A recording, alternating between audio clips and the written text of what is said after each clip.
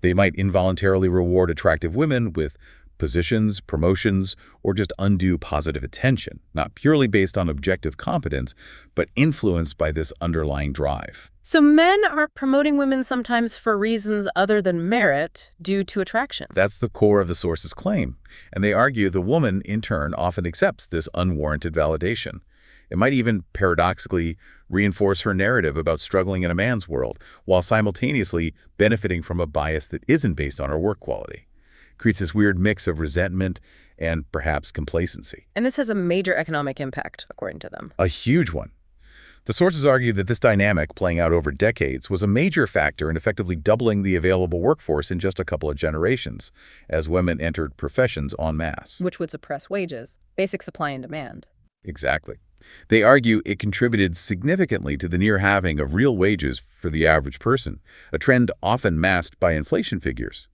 This, they claim, is a key reason why necessities like housing suddenly seemed too expensive for a single-earner family, while disposable toys got cheaper through globalized production.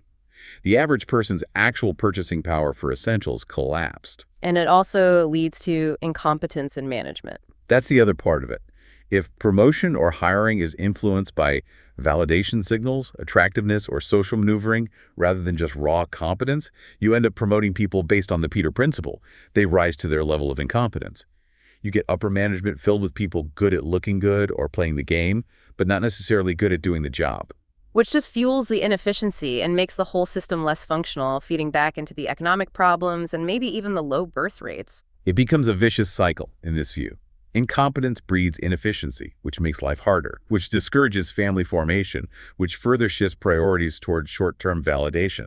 And when institutions get shaky like this, when their narratives don't match reality, they tend to get defensive. This leads into the source's critique of language, specifically the term misinformation. Right. They're deeply skeptical of how that term is used today. They argue it's often wielded, particularly by what they see as left-leaning academic and media institutions, not necessarily to denote factual error, but as a label to discredit uncomfortable truths that challenge their preferred narrative. Like labeling critiques of fertility trends as misogyny. Exactly. Or dismissing concerns about the serpent model as simply being anti-woman.